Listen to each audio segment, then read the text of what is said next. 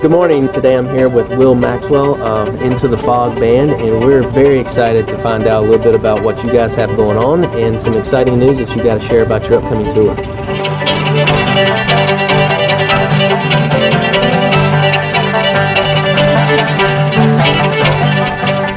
I don't know. I grew up in Connecticut. Started playing music as a kid at hymn sings up in New Hampshire, actually, in the summer times. And I just got enthralled by watching my cousins play up in this little blacksmith shop that I wanted to pick up a violin, and picked up a cardboard violin when I was like 5 years old. And so from there I just started taking classical lessons, and then my dad got me into playing Celtic music and listening to Laura Risk CDs. I was just like learning half the songs by just listening to them and playing them, and then half of them by just looking at Mark O'Connor books and a lot of old-time fiddle books, and play a lot of fiddle competitions as a kid, and kept going with the orchestras. And when I got into college, I started realizing it was just like, I still wanted to keep it going, but I didn't really know what the whole world of improv was until I actually bombed out of college. I needed another opportunity to bring myself out of wherever I was in my life, and violin kind of threw itself to me when I jumped on the stage with this guy named Jeremy Norris. From there, he forced me to learn every kind of genre and be able to improv on any kind of genre on the spot, going from Aretha Franklin to Sublime. And it was just the way he, wide range. Yeah, the way he moved an audience, I really dug it, and it was really fun to be able to kind of just figure out ways to just mesh these songs together.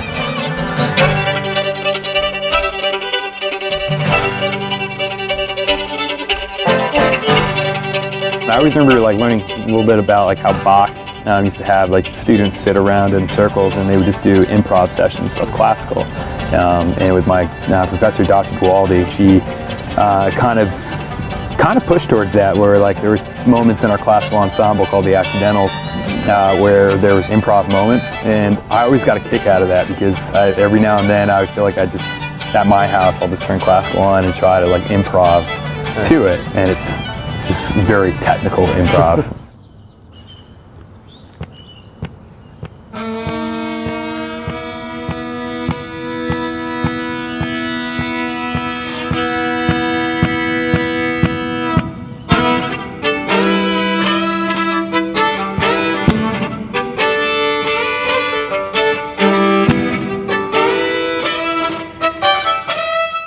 You come from a very musical family. Yeah, my dad was a great bass player in college. He was a classical guy. Would just tell me stories about just opening six-packs at UVA and just going through the whole Beethoven symphonies, and just every symphony just pop open another beer, and I was just that's cool and all. I didn't know if that was the drive when I was a kid, but he just had a very good ear about him, and it's still fun to this day when I go up to see him. I'll just tell him to play something, and I'll just try to write something over top of a little rhythm that he'll create, and it's funny how in sequence we are.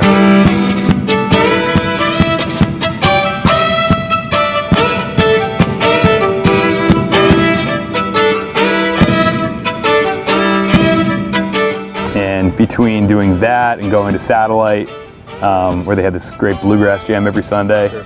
I eventually met this band called the Mid-Atlantic, and Jason Andre led it, and I had a couple bands that were asking at the time about trying to get a violinist, and I was still kind of learning my chops at the time, but I also wasn't too enthused by what was coming my way. And I just remember getting an email from Jason the next day after he told me he was interested, and I was like, all right, well, it's just another project. It might turn out all right, and sure. Get a 3-page email from him, and showing how enthusiastic they are to get this rolling. And the first day I met them, I just felt like it was just a band of brothers.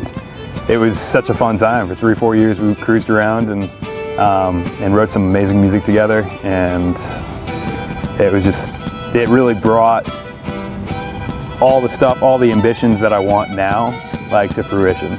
And so with all these guys that we just picked up with Brian Stevenson, Winston Mitchell, and Jesse Stockton, it's easier to see how to succeed now. Right.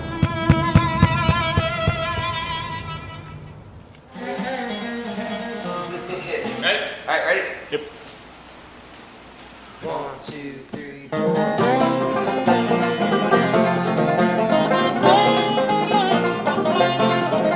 When I woke up this morning, when my head is swollen, I would have done last night. And it's great because all those guys are very technically savvy on their instruments, and all of them can sing. How many gigs or shows are you playing right now locally? Are you guys playing on a weekly basis yet? I say like right now, in the wintertime it's kind of hard to get a bunch of gigs rolling, but usually I'm playing like 3 to 4 times a week. Okay. And then the other times I'm just pretty much just hunkering down and trying to send off emails to festivals and to companies that could possibly endorse us for whatever we're wearing, whatever we're playing, you know, just to save $1 wherever we can. I mean, this is what it's all about to come to fruition right now, is that we're going to be really starting a media campaign to kind of bring up the fact that we're going to be going to Telluride.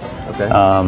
Telluride, Colorado, where they have the Telluride Bluegrass Festival. It's something that we're going to be trying to hit certain markers of being able to either just raise money, like $3,000 to $5,000 just to get on the road, or if we can just do a little more than that. We got to create a publicity campaign, like hire a publicist, save money for a future album, and maybe we'll go, upgrade to a Sprinter van, so we're not just like piling up in these tiny little seats in a 12 passengers. But it'll make for a better documentary, though. Either way, we'll make it work. What do you see as your biggest hurdles from a business standpoint? It's funny, like around here, it's like I'd love to be able to kind of capitalize on the market. It's a huge wedding town. And, for a musician, that's like the best way to be able to sustain yourself in that market.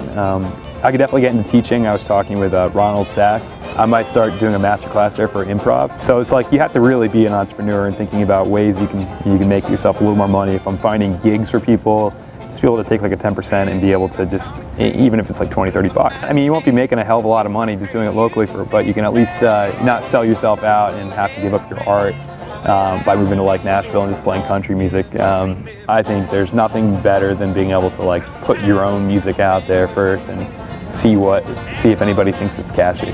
Well, thank you for your time today, buddy. Thank you, Jack. Best of luck to you guys. Appreciate it.